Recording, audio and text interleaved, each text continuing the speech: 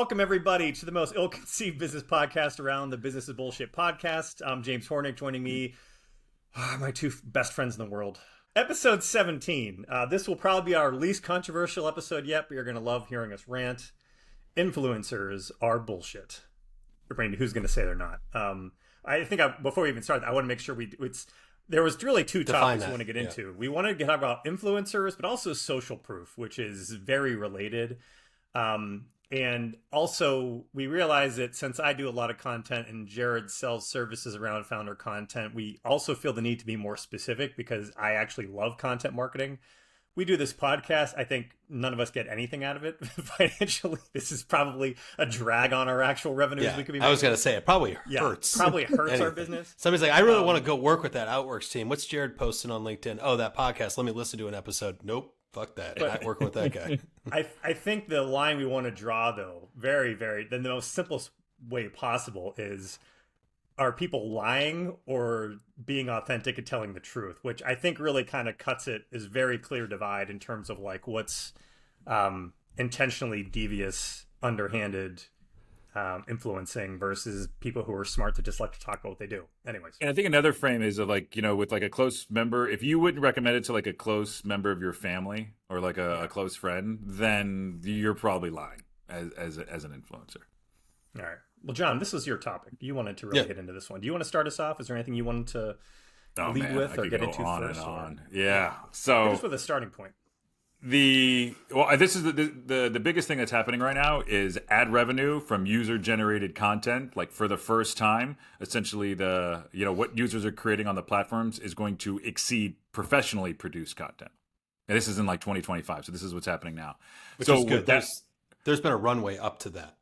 I think since the pandemic is when that first started. I don't even know when that. You would probably know better than I would with that. But I mean, some of the signals that this is a massive shift. Speaking of signals, right? So how brands are allocating their budgets to, and we're going to see more influencers based on that. And that's the most interesting thing to me as being a marketer is that now brands are preferring to give money to an influencer rather than any of the normal channels, right? They'd rather give it to rather than going to an agency and having them develop a commercial and put that commercial on television or even do it programmatically, they're going to go directly to an influencer that's going to push it themselves, right? And to put something into perspective, Unilever plans on hiring 20x more influencers. These are people that are going to be pushing everything from fucking Swiffers to cleaning wipes to like shampoos and things like that. And to give a little bit more perspective here, global influencer marketing, that industry has 36% year-over-year growth. So that's going to be $33 billion this year. That's an insane number of all these people just running around doing this thing. So this is why it's timely and interesting to me. And I got some more thoughts on that, but I would love to pause there and let my colleagues interject. I got a question, follow-up question. As an agency, have you made the shift at all from a strategy standpoint toward that, or are you still locked in and focused on, what you guys have kind of built your bread and butter on? Bread and butter. I mean, I would say that we're not a fast mover because of just the number of mistakes that I just organically make. And most influencer marketing is very top of the funnel, and we're more bottom of the funnel. Yep. Where I like to say, like, well, these are the leads, and when you get upset, just cry into that big bag of fucking money I made you, and and then everybody's like, all right, it's cool, yeah, it's fine. I love having that thing to sink your teeth into. That's good. You ever said that to a client? I've said things of when they brought up something. Is there a doubt in your mind? At some point in time, you said that, for a fact. Yeah, something to that effect for sure. And I think the other thing too, since I'm already on a ramble, is when we think of like who are like the original influencers, like the OGs, celebrities, right? So do you guys remember like Shaq? All right. Do you remember the Juice running through the airport in the Hertz commercials? You ever seen those? Old OJ ended up dodging more than luggage. He dodged murder. And then there's Kevin Spacey. Kevin Spacey. I had to look this up because I was like, I knew he did some commercials. So he did the American Express commercials, that don't leave home without it. More, don't grab your waiter's genitals. How about that? And then speaking of, and I guess kind of the last one, right? So we had America's Dad, Bill Cosby in his Jello campaign. Here we Which go. was clear, well, hey, Jello's clear, just like the drinks. I love the three that you Roofies brought are up so far. Exactly. There it is. All The right. three that you brought up. You went OJ, you went Spacey, and you went Cosby. Yeah. All Because to try to get us canceled. Yeah. All he three couldn't, of them. he couldn't think of a single person without like some sort of criminal past or criminal record. He just All right. lead. Maybe, but no, you're setting the tone for this. You're is right. the type of Yeah, people yeah. who do this kind of work. And the thing I want to add on here, go ahead, John. You need Not to say. done. He's got one more. All right. He's got a cherry on top. Let's hear it. All right, so I'm not here though to cast the judgment on the murderers, the molesters, or the date rape king himself, Or the companies that paid them. Exactly. But I think the moral here is just know what you're buying is a product or a service, and if someone's paid to pitch it, it really doesn't mean shit. Yeah. That's what that means. I think I've always thought the transition from that era to where we are today, it all started with I will point very clearly, the TV show Survivor. It all happened when reality TV took off. Now, Survivor wasn't specifically like the social influencer channel, but that was the one that really there was like Real World and crap in the 90s, but it was still kind of small time. As soon as Survivor happened and TVs realized they can make way more money off reality TV than they can regular shows, that's when every Real Housewives and the card without Survivor being the massive hit it was, you wouldn't have like the trove of fucking reality shows now, which is where, and I think from there, that's where a lot of kind of self-made, influencers that had that kind of media channel. But then on top of that, then it was Facebook. So between like reality TV taking off and then a few years later, Facebook taking off, and that's why any moron with a phone can all of a sudden become an influencer nowadays, because people see how it's so easy to get famous. You had like back in the day, you couldn't get famous like that. You know what I mean? You couldn't just and Bill The Cosby channels were said it. restricted. Yeah, the channels were restricted. You had to do a lot of other really do some bad things to get famous in these days. That's a different podcast. But now it's just anybody who's a good self-promoter can do it, which is why it's become like an open market. But unfortunately, that doesn't mean like it's better. It just means that there's a lot of skilled liars out there who have found a way to profit off nothing. But I think that so when I say the pandemic, it started the influencer stuff. I'm talking more on the B2B side. So you guys are talking more on the consumer side. Like that goes back forever. I mean, even like before like Mickey Mantle was pitching Mickey Mantle was like cigarettes, like pimping out cigarettes. That was his thing. Yeah. Like there's so many like influencers back in the day. Like, so I don't necessarily think that this is new by any means. Yeah. We want to get into B2B content. We don't want to talk about the B2C stuff too much, which is I think where the three of us have the bigger issue with it, because we can tell more clearly how nonsensical it is a lot of the time. Way to wrangle that in, James. Thank you. Yeah, well done. Well, hat tip. All right, who wants to? I can start ranting. I don't know, Jared, if you have anything you want to. I didn't know. I thought we were teeing you up for something. So here I got my first one is most influencers aren't experts. They're just louder than the people who actually are. Ooh, that's a good. So there you go. Yeah, or so for me, it's I mean I'm on LinkedIn all the time. I mean it's kind of my job. So I go to LinkedIn and I look at a lot of the content that I see from the so-called influencers. And I think, James, did we define what we think influencers are? Did we actually do that yet? I wanted to. I think there was kind of two ways of doing it. More influencers can mean frankly anybody. So like painting this with a broad brush, like the three of us are like literally anyone out there who posts anything can be considered influencer because it's a matter of scale. But I think it's bigger a matter of intention. And I think there's two things to it that we have an issue with. One, people who are outright lying about using a product, liking a product, or having the expertise that they claim to have. That's where I have the biggest issue. And then on top of that, it's how they're monetizing it. So people who are either directly monetizing it from who are doing those things and directly monetize it for a channel, or the bigger one is people who are selling a bullshit course that they're not qualified to actually sell, which is the popular one, versus someone who's maybe just trying to like build awareness about their business. And then because the real sales cycle happens kind of outside of the actual content channel versus the content channel being what actually closes people on buying their product. that's how I would define, I guess, like who I'm putting in our crosshairs versus like who's just a content creator doing their job doing content Yes. marketing. All A right. boofincer. Yes. I don't know what the hell that is, but let's go with it. So, Yeah. as a build on that, so when I talk about like influencers just have a louder voice, they have a larger following. I'm talking about LinkedIn specifically.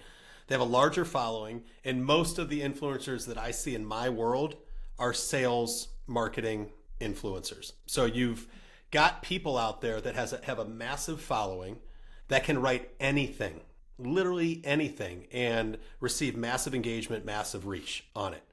I look at some of the stuff that some of these people are writing, and I'm thinking to myself, this does not work. This is bullshit. This is not something, this was antiquated. This worked maybe 10 years ago, not today. Whatever that ends up being. I just look at it all and I'm like, and then I look at somebody that's silent and that every once in a while, like I'll see post something on LinkedIn, doesn't have a massive following, but knows his or her shit has a story to tell because they've lived it. They've gone through the process. They've failed through the process. They've come out on the other side. And anything that's new or top of mind, especially in the sales and marketing world, they already have a pulse on. And then you've got these influencers that are 10 years behind that are talking about tactics that just are antiquated. And it bugs me. And I wish that like some of these, I would say, better. Better's not the word. I think the thing that annoys me though is authors and then people that aren't actually doing anything but like writing. It's almost like they're coming at it from like a journo or journalist like perspective. Give me an example. Man, oof. I mean, I don't want to call names out. Simon Sinek guy or whatever his name is. Okay, you could say Simon Sinek. Yeah, well, he has a consultancy supposedly, where they're actually like doing in some of these exercises. I don't know how accurate that is, but there's a lot of people that are in, especially the agency space, that like supposedly own an agency at one time that maybe had like a fucking person there, and they call it that. And then they just like profess all these things, and then they just write all these things, and they have this following because that's what they do. Those are the most uninteresting people to me. Like I it's like a New York Times writer telling me, like, dude, I don't give a fuck. Report the fucking news. Like don't tell me your perspective because it's just all the things that you've seen when you haven't actually done. And I think that's a huge world in the B2B space of the influencers. I think that the part of it comes down to like, are they like monetizing attention versus delivering outcomes? And that's the thing is like most of these influencers are monetizing your attention. Like that's their goal is to get you to keep watching and maybe clicking on what they're selling. They don't have any vested interest in helping you actually get better at what you're doing. And I hate, and this might sound mean, but like you can trick any newbie into believing anything. Like Jared's talking about recycling. Any newbie or anybody desperate. Or anybody desperate. Yeah, anybody desperate or anybody who isn't yet a master of their craft, which is most people. Like everyone's been there where they're like getting into something new, never done something before. So they're willing to follow anybody who thinks they might have an answer. And if someone can talk positively and have confidence, you can see how many followers they have. It doesn't matter if they're a complete hack that doesn't actually do anything worth. And that was actually one of the other things I wanted to, in my list of things I want to rant about here too, is like, I look at this from, I don't know if I've talked about this in podcast before. I do on my side, on my own, I do derivatives trading. I do options, futures, stuff like that. So like every other area of the world, there's influencers in that space. And they're all fucking full of shit. Like they're all people who like, if you're a successful trader and you're making money hand over fist, why the fuck are you selling a course to teach somebody else how to trade? It's not worth your time collecting $200 from somebody to like show them your tips. Like that's like, it's not worth the time you put into it if you're actually good at what you do. And I think it's the same thing in the sales world, like with like sales influencers. If you're really good at sales, you're making bank. You're not spending your time selling a course on teaching somebody else how to make bank, unless that's literally all you know how to do is sell courses, which I think is the case with most of these people. So that's my first thing. But even the more pathetic side of this is there's a lot of stats. I don't know if I actually feel like reading them out. Like most content creators don't make anything. Like I actually pulled some deep, like 4.3% of creators make 100K or more. Half of them roughly of all content creators make like 15K annually, which is like nothing. So this is somebody that is like, has some kind of an arrangement where this is like in whether a side hustle or their profession where they're actually getting some cheese from it and they don't make anything. Okay. But this is not a full-time job. Yeah, this is a side hustle to pay for beers on the weekend for a lot of these people. For some of these people, yes. But here's the thing. they're not getting paid in dollars per se. They're getting paid in dopamine. Like, it's an addiction. It's just like social media addiction is even worse for these content creators. Like, I know personally people who like have massive followings that are not very successful that I've just met on LinkedIn over the years, that it's all about they need to get those likes, that clicks, that need to stay relevant, that fucking constant feedback loop. And it's just an ego fueling thing to give them personal validation, as opposed to like an intelligent, like a smart person would use content because they can see it's actually furthering their business needs, you know, from one way or another. And ideally they're doing it in a way where they're not lying to anybody and they're actually like putting good things out in the world. Yeah. But it's the mix of that. You know, you've got people who are making money in devious ways because they're really not that good. And you got other people really clogging the channels because they have like some sort of mental addiction. Yeah, so I'm going to take the perspective of what we do and what my company does. OnlyFans. They're OnlyFans, yes. There are people that like when they come to us sometimes, and the problem is that they see some of these influencers that are posting this content and seeing this massive reach. And a lot of the influencers, I disagree with most of the shit they put out, and I think it's complete bullshit. And it's just clickbait. That's the goal. Is clickbait. What we can do. So I get people that I'm like I'll jump on a call with, like a CEO of a company, and he'll say, "Here's my goal for this," or I want to be the next, or I want to do what Adam Robinson's doing. I've heard that multiple times. If you don't know Adam Robinson, he created RB2B, massive influencer. He's got a very successful, from a surface level view, successful company. I think he lives down in Austin, and I'm like, you haven't done anything. Like, what do you like? You've never created. Yeah, they want to go from like zero before. to hero. You've never done that before, but they see what the goal is, or what in their head what the goal is. And it's like, also, he's targeting sales and marketing people who are littered across LinkedIn. You're targeting CISOs at, Fortune 100 companies. Very different world. Like, your total addressable market is very different than what his is. And you can't base what you want to do and what you want to put out there on what some influencer that may be talking complete bullshit is putting out there. People have a really hard, and executives, I'm talking like people you're selling to, but that crowd have a really hard time wrapping their head around the fact that like engagement and followings do not equal revenue. Yes. Like, you can get stuff that goes viral all the time and not make a dime off it because like it's not something that people actually want to buy.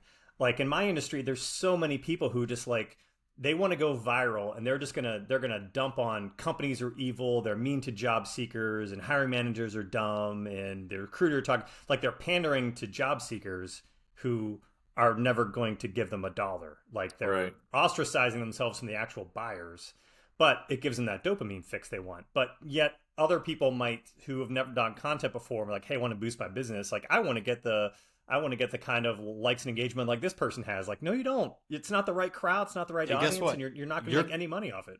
Your future clients are never, ever going to like or comment on any of your shit. The goal in doing this is not to get massive engagement from people that you could give two shits about. The goal is just to keep yourself top of mind, right? It's to build trust. And that's the thing I think that a lot of people often overlook, is that you've got all these influencers that are all about attention, like we talked about, and their goals, the dopamine hit, but they're not building. I wouldn't necessarily call it trust. You're not building trust. Yeah, I see you're posting all the time. You seem pretty cool, but I don't trust anything that you're saying. The good clients for us come to us and they're like, we want to build trust. We want to make sure that we're staying top of mind. It's not about reach. It's not about virality or anything like that. Well, I think it's jump in here before Jared gives too much of a commercial pitch for his company. Well, I think it's like top of mind for your audience, right? And that's the thing. Like, with the guy you were talking about, what do you call it, Adam or whatever? He's got a captured audience. Like, I would say 90% of the people that are active users on there fit within that. So God bless him. Like, I mean, so if he found something that's like the fit for that, it's great. Perfect. Yeah, but I think for the others, like most of the people that we work with, they're not on LinkedIn. So that's why I kind of struggle with me even like writing a post sometimes, because I'm like, the things that I would need to post on there and maybe some referral partners, and I think it kind of breaks down. I think where you two guys fit better in that, it's a better space for you. And that's where I think I've had better luck with like cold email and blackmailing people. Who are you going? Who are you going after? And when you say they're not on LinkedIn, does that mean they're not active on LinkedIn, or they're not active on LinkedIn? Yeah, I don't active think means most active. Are they if they go take a shit? Are they jumping on their phone and scrolling through LinkedIn? I don't think so. Yeah, based on the customers. No, I leave my phone away from the toilet. Absolutely, baby, we're out of supply. Last time I grabbed your phone. So but either way, I think there's still something to get from potentially like referral partners and some of these marketing partners. So I still think it's something healthy to do, especially just to I don't know, share your point of view, profess your thoughts. But I think most people in the B2B space would, have a better benefit of being on LinkedIn versus someone that's like maybe with the people that we work with. Yeah, but with the understanding that the goal is to build trust. The goal is not to create a massive following. Like the goal, all you want, like the good people, the people that get it, they're like, my job is to build trust with good content. And maybe I influence a few people. They don't want to be influencers. They're not like, I want to become a thought leader or an influencer. No, Most of and that's them why. hate So the idea of being that. yeah, I would fall into that category because I post, I think, just enough so when somebody looks me up, they're like, okay, yeah, like there's relevancy here. Like that's where I'm at. Maybe once a week, maybe twice, maybe 3 times at most, and then sometimes it's once every 2 weeks. Mm-hmm.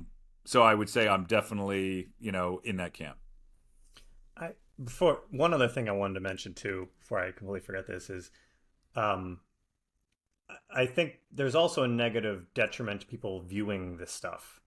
Because anytime, I'll take it back to like our space. Like anytime comparison? Anytime I see people really pandering to like angry job seekers, like here's the thing, I need to be real clear. I have nothing but empathy for someone struggling to have a job. But I think what the people who purport to be pro-job seeker are doing nothing but stirring up negative feelings within those people and probably make them feel more desperate and angry. Like it's people are at their lowest point when they're not able to like find work, and going on to LinkedIn, that's predatory. Seeing someone bitching about like, oh, like it's not your like it gets people even in a more negative space than they were in before. And I think you can apply that to really anything. Someone who's, whether it's a fitness influencer or a political, you're just capitalizing on people's anger and making them more angry and putting them in a worse place than they were before for your own benefit, of whether that's monetization or selling them something or whatever else, which is why the whole thing turns me off. Yeah, no, I'd say that's pretty sick. But I think along those lines of manipulation, I'd love to shift it over into another area that I want to just dump on and kind of give a rant. All right, so when it comes to like fake reviews, like dude, like this is just like the bane of everything from like the ShamWow guy like banging hookers and pitching super absorbent washclaws to like movies, right? Have you guys like did you guys see The Accountant too? No.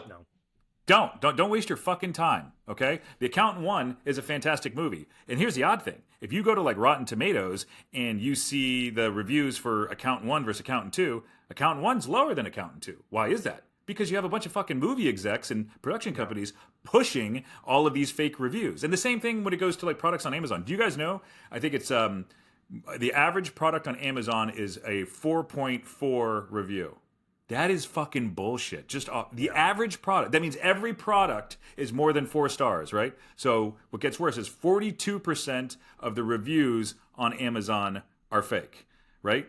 And granted, this is a little bit of a tangent on the influencer side, but this is the thing that we're talking about: is people lying to have somebody buy a product. And then it goes even further when you want to get into like the reviews. Like our business, we have really good Clutch reviews.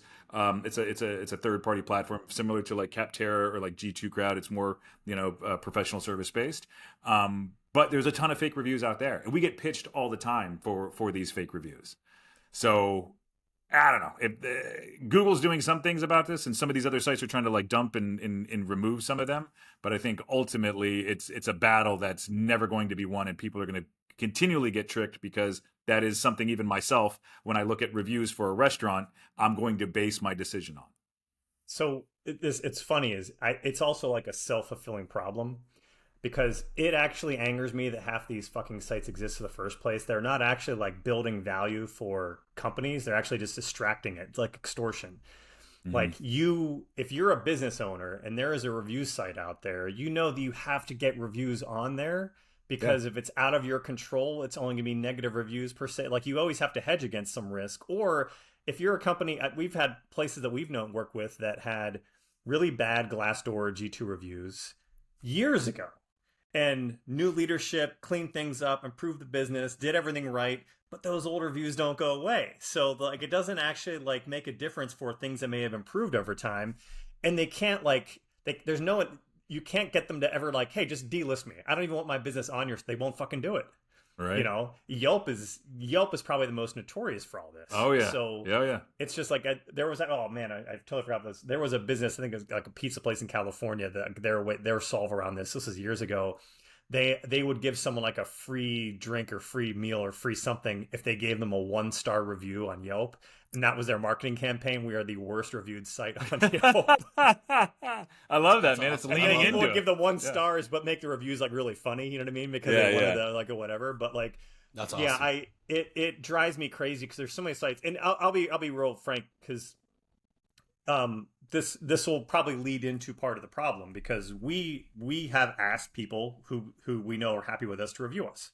Same. Like we'll do case studies, then we'll ask those people to review us. I need to be real specific in saying we've never paid anyone for a review or anything like that. But like, you're an idiot if you don't ask people who you know, like, because who's going to review a business on like a G2 or a Clutch? Nobody. No one's ever going to. It's a pain in the ass. These sites. No, it is, dude. It's a pain in the ass, dude. dude. Find these sites out of the goodness of their heart and be like, oh, I feel like leaving some G2 reviews. Literally, G2 is a 20-minute process to review a company. Yeah. Same with Clutch. The only people we're going to do are people who are asked. So like, or someone who's like super, super, super angry, whatever. So like you have to spend some time asking like your clients or whoever, you know, are going to be happy to kind of do this kind of stuff. But then it's like, that's just more work for us. And then we've got, there's another site that comes out. I guess we got to find someone to give us some nice reviews there. So we're not losing business to the next company that's doing the same thing. There is a thing that's happened though to all of these review sites. And it kind of goes into the affiliate side. So when Google did their update, their AI update that shows at the top of results, it killed all top of the funnel traffic.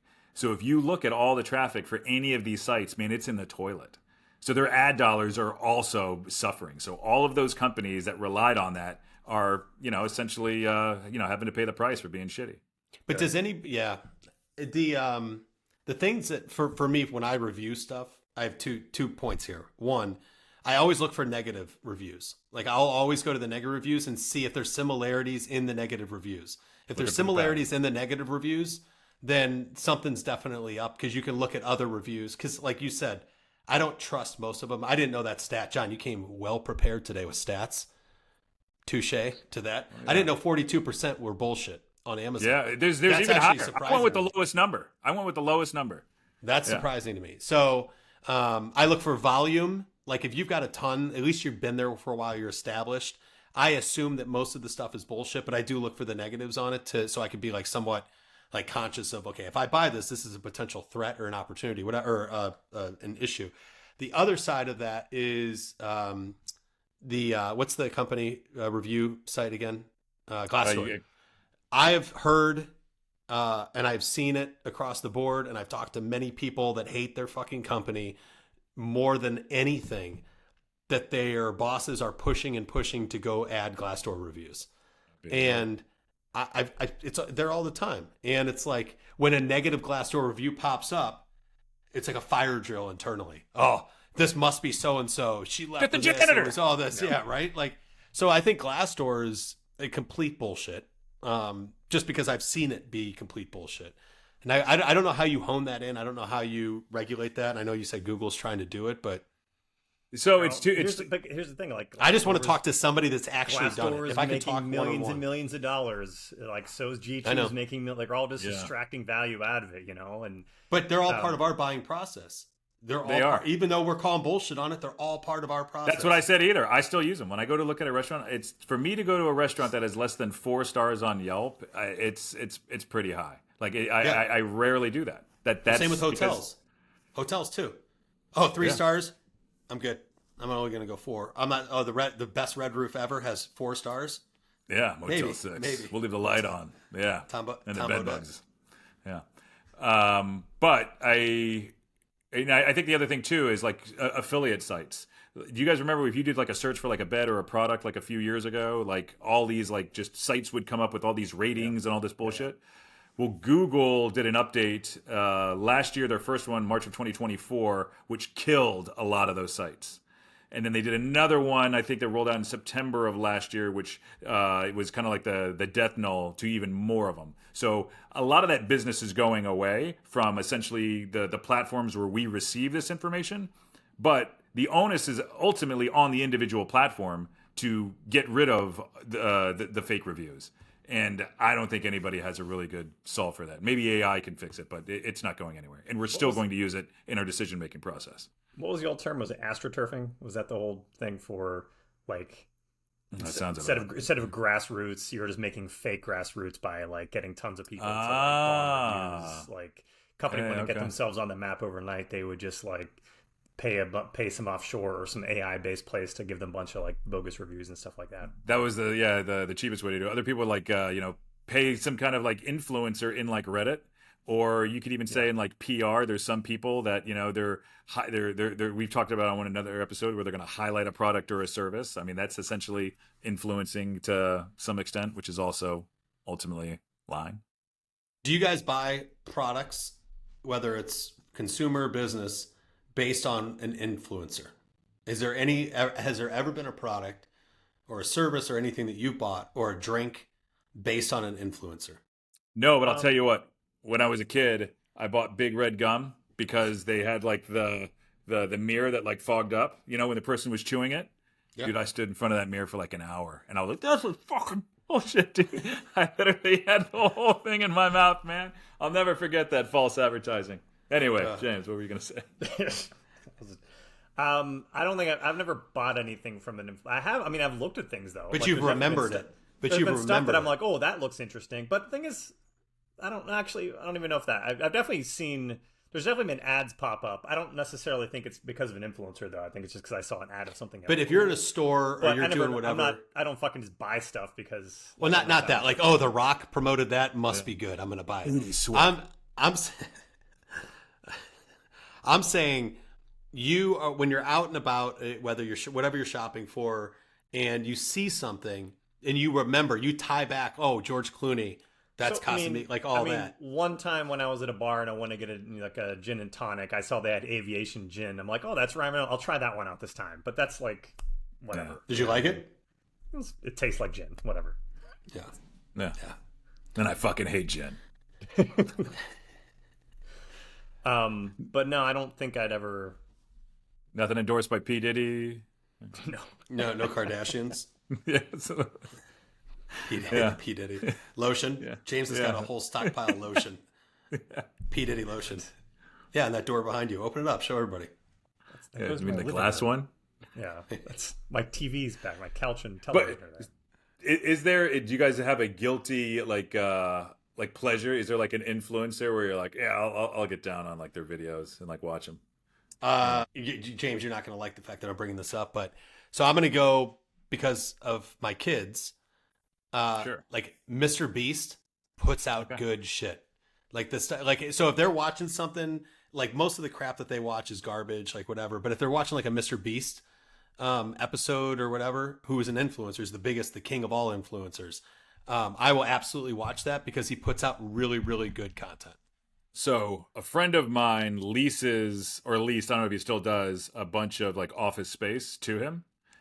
And he said he's like hands down like the nicest fucking guy. Like he's what you see like in his persona is like genuine. Like he's like just that's a the other really thing. cool guy. So that's actually interesting too to think about because I've heard that as well. And if I would have heard the opposite of that he's a complete piece of shit and he treats everybody around him like garbage, then I wouldn't watch him anymore.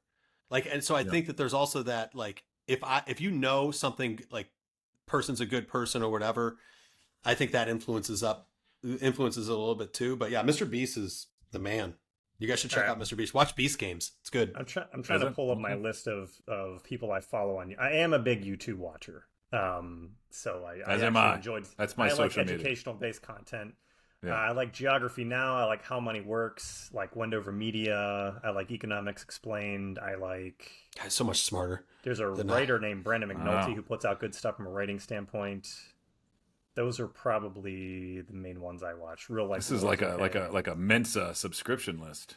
This is why I'm the third wheel in this podcast, is because mine's all hid stuff and sports stuff. I watch these. Well, I do watch Star Talk, Neil deGrasse Tyson's podcast. So, Okay.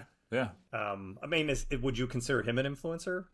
For I sure. guess he writes books. Yeah. You know what I mean? So he's talking I'd physics. say Like I don't feel like he's underhanded in anything he's talking about. Like, but yeah. So I think that I like nerdy stuff. I do wonder how some of these are like How Money Works. I'm like, is one. I really like it's so funny, James, how different. I'm like thinking. I think of all the Barstool guys. Like, yeah, that guy's great. I listen to it, and he's an influencer. Like, and you're going straight like nerding out on. It's because like, I'm not a moron. Anyway, sorry. But see, I didn't think any of those things were nerdy. I was like, all right, that's cool. I mean, that's all. I do. So there are times though I even wonder. Like I do check myself though because I like How Money Works. So I think, oh, he's got a really good take on private equity. And then I heard his take on hiring. I'm like, he was wrong about like half the things in this video. I'm like, is he wrong about half the things in all his videos? Like, am I been fed a line of bullshit? Like I can pick out in my realm, I know where he's off base, and I'm like, fuck, man, I might be wrong about everything I learned from this fucking. So that's a good thing. That boils back to everything that we're talking about. Like what makes them an expert in what they do and an influencer. Because if you caught that, I'm sure that people that are experts in the money side of it. Yeah, even though you would probably there's other guys in other areas of it that probably have an issue with other stuff he says. You know, then there's other stuff. It's just felt like I can't like check Neil deGrasse Tyson on anything related to like astrophysics. You know what I mean? I'm just gonna say, oh, I learned something today. Maybe 10% of it's off, but his stuff is cool, dude. Like, yeah, he's got like mind blowing shit. Like he'll say this thing, and you're like, oh wow. You guys want to hear a crazy story that happened to my buddy on Father's Day? Sure. All right. So he goes out to lunch with his dad, his mom, and so on and so forth for Father's Day. And he's got his kid there, and his dad says, "Hey," he's like, "Will you just stay back for a minute?" He's like, "I want to talk to you and your wife about something important." He's like, "Okay." He said, "Hey, the other day this guy knocked on my door and he asked, 'Hey, are you?'" Said my friend's name, father's name, and he's like, "Yeah, that's me." He said.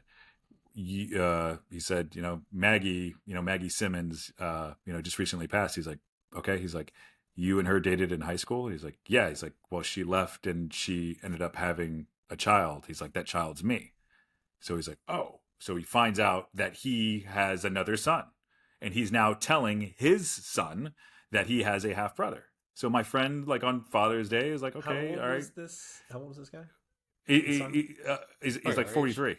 Yeah, exactly. Okay. Yeah. And my friend's like 42. So he hears the information. He's like, okay. He's like, how is this with you? How old's the kid? It's 43 versus like 42 or something. The kid's like 45 and my buddy's like 42. Yeah. Why? What's up? He had him like really young. I know, but if your buddy's the dad and he's 45 and the kid is 42. My buddy's my buddy's dad. Okay, I guess. Your buddy's dad. Your buddy's dad. Okay, I thought your buddy was the dad. Did you follow this story? Yes, I'm okay. All right. Okay, thank you. All right. I extrapolated the details I needed. Thank you. Okay, all right.